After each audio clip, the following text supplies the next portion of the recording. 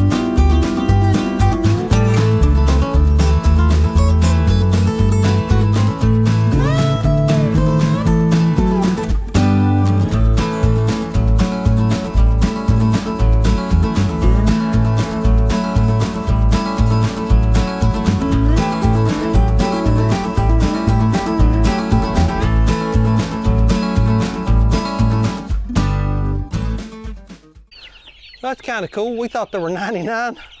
There's 101 in here. So we got 2 extra chickens.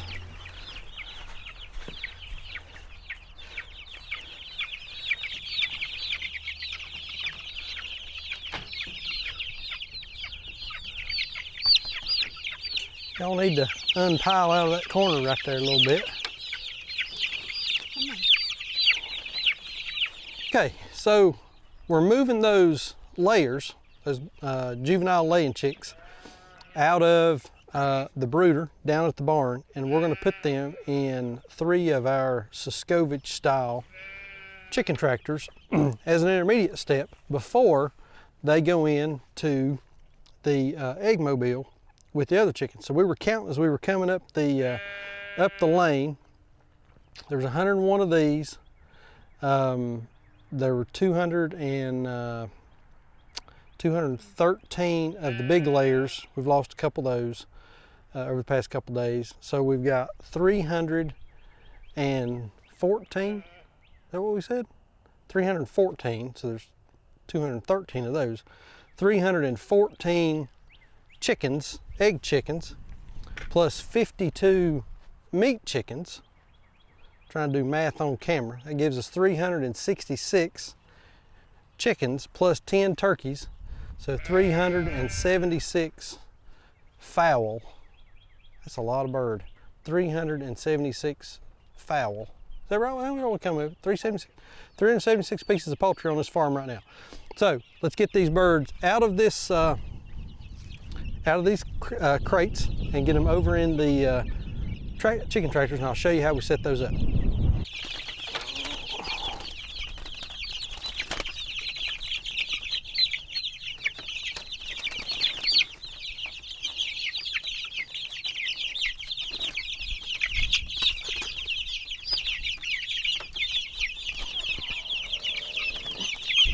don't know if y'all can hear it or not, but these are some happy chickens. Everybody just chirping up a storm. So each one of these tractors, we ended up with about 33 in. We got the one that's got a couple extra. So the thing to keep in mind whenever you're putting chicks out like this, and even so in the brooder, this one's a little low, you want your feeder to be right at keel height, right at basically the bottom of their neck, so that they have to reach over to eat. You don't want these birds leaning way over like they're doing a toe touch. You really want them to kind of lean their head over into this, maybe even stand on the tippy toes a little bit. That drinker needs to come down. That helps to prevent leg problems. So you want these birds having to reach for their food and water just a little bit, not to the point that it's uncomfortable or impossible for them to get what they need, but you want them to have to stretch a little bit to get their feed and water.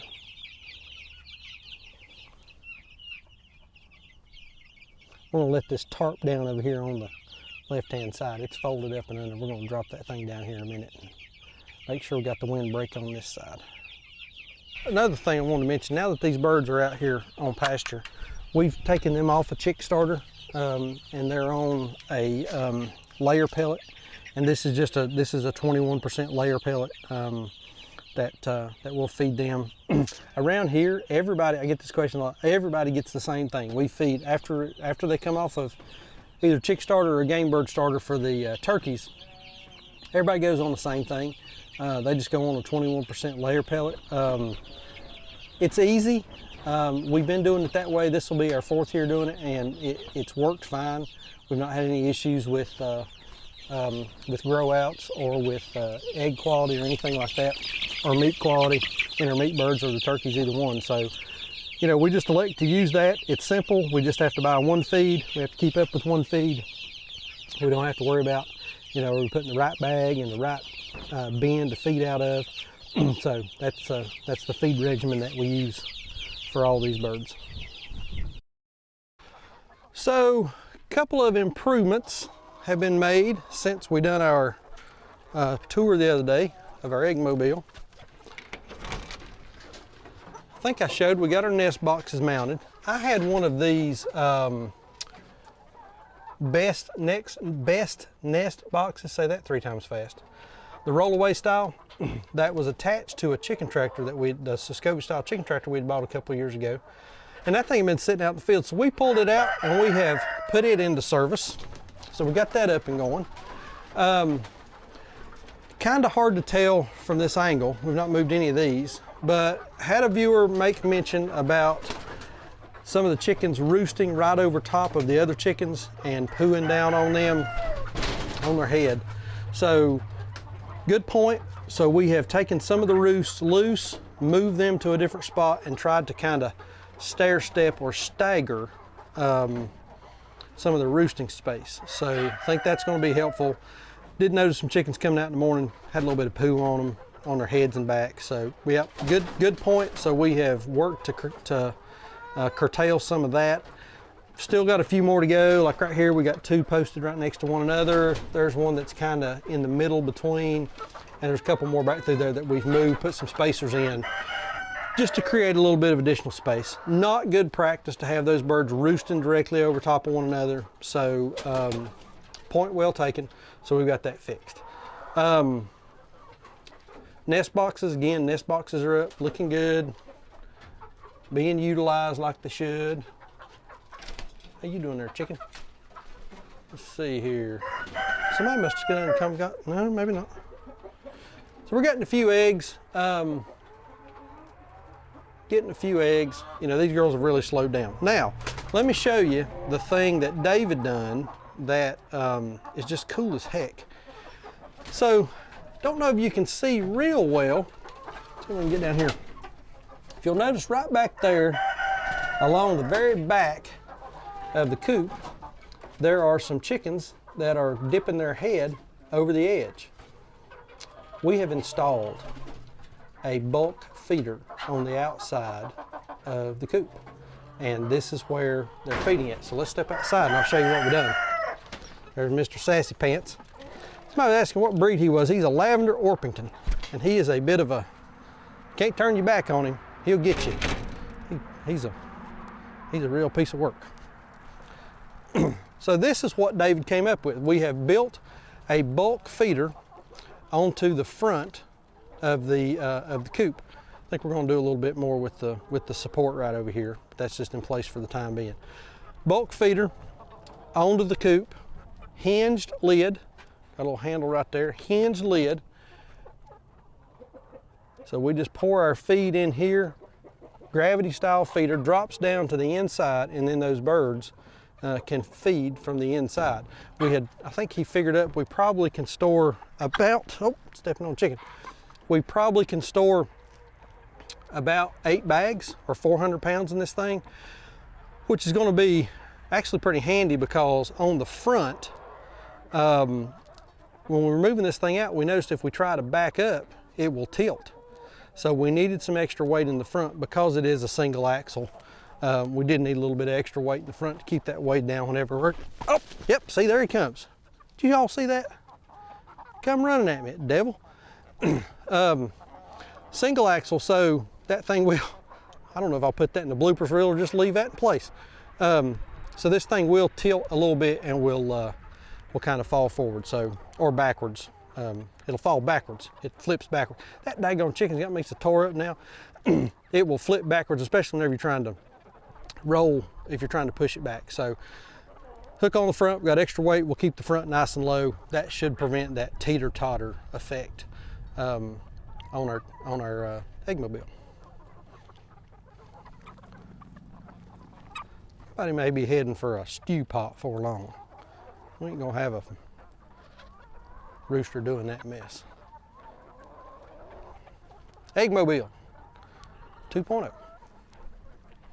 So that's a little update on our egg-laying chickens, moving them out of the brooder out onto pasture, and also on our eggmobile 2.0. They won't be out there, man. The way they're growing, I don't think they'll be out there very long before we move them into the eggmobile 2.0. But before we go, I want to tell y'all a little story. One of the things that I have continued to promise folks in terms of what we're going to do on this channel is be transparent in what happens and what we do on this farm. And so the other day we had gone out to do morning chores, and I didn't have the camera with me, and things just happened so fast I didn't have a chance to go get the camera, and you know, mine was certainly in other places. But we went out the other morning to do our regular feed stuff, and went down to our set of new gilts. These are the gilts that are out on pasture that are they were born in November, October, so they're, you know, 4 or 5 months old. And we go out, and one of the gilts she was kind of walking sort of sideways. She just didn't have good balance, but she was able to ambulate or walk around a little bit. So we went down and fed them. She ate just a little bit, and then she laid down beside the feeder and just became completely immobile. And this pig deteriorated unbelievably fast.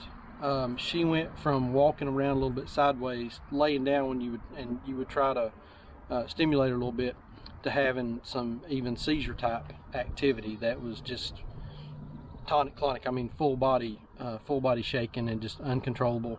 Her eyes got this nystagmus. Her eyes were just kind of fluttering, and she decompensated in a matter of, I guess, 15 or 20 minutes. So